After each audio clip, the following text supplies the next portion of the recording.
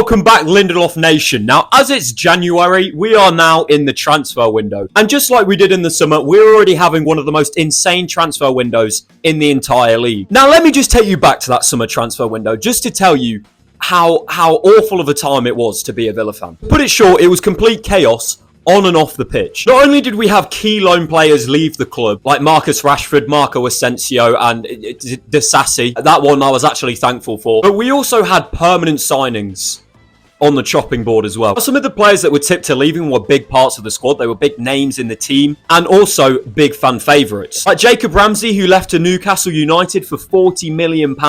This was actually one of the saddest days as a Villa fan. This transfer hurt more than Grealish, solely because Jacob Ramsey was a local lad anyway. You can see him in the Birmingham away end when Grealish scored that 1-0 winner. And I think it hurt more as well because he didn't want to leave the club in the first place. We just had to sell him because of FFP rules. I think him being transferred really hurt the squad a lot because he was a big name. It really dampened the mood to the start of the season, and you could really show how much it affected the players when they were playing as well, because we didn't score for like the first 5 games and we were genuinely just awful. And then you also had Emi Martinez trying to leave, all right? Now, before this season, I would defend Emi Martinez with my life, all right? I absolutely loved him, all right? I still think he's a class player. But ever since this transfer window, he has pissed off not just me, but a lot of the Villa fans as well. I mean, even today, we're playing Fenerbahce. I know I've said that so wrong. But even today, we're playing Fenerbahce in Turkey, right?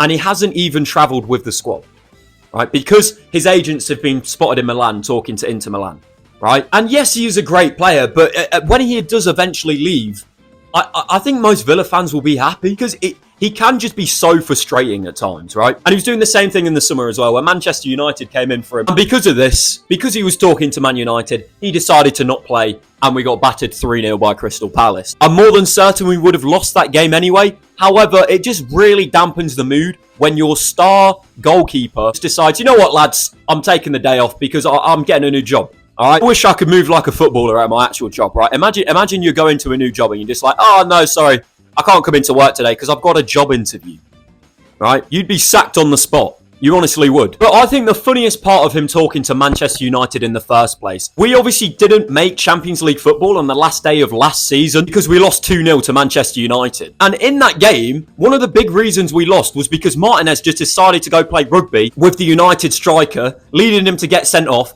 and leading us with 10 men in probably the most important game of our season. And then we end up losing that game.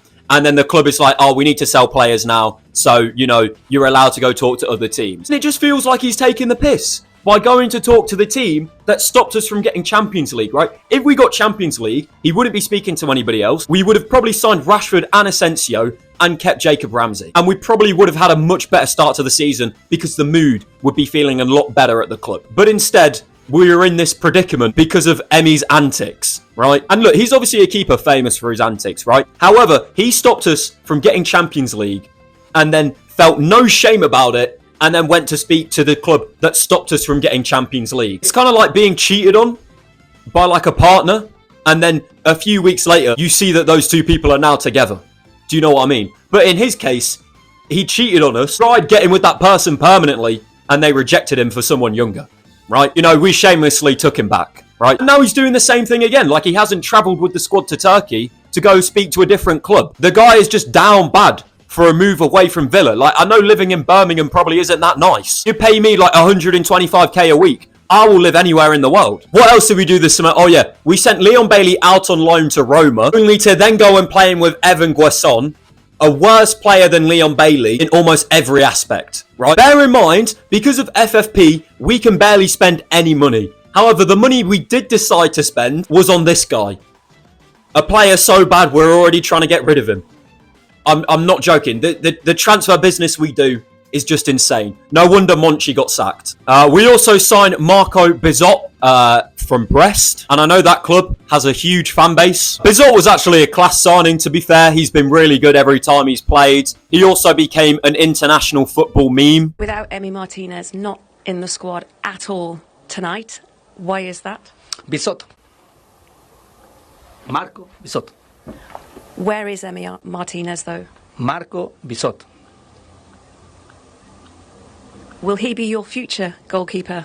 Marco Bisot. Anyway, as we all know, Villa had an awful start to the season. We didn't score in like 5 games. We didn't win in like 7 games. The 2 goals we did manage to score are basically just mistakes from the keeper. So it was absolutely exhilarating football to watch. So by the end of the transfer window, we made what can only be described as panic signings. We signed Victor Lindelof on a free, who, to be fair, has been class. Jadon Sancho on loan from Manchester United. And Harvey Elliott from Liverpool, who I was actually really excited about. At first, I thought it was a permanent signing, until we then realised it was a loan, and we would only buy him after he played 10 games. And I think he's only played like 5 games at this point.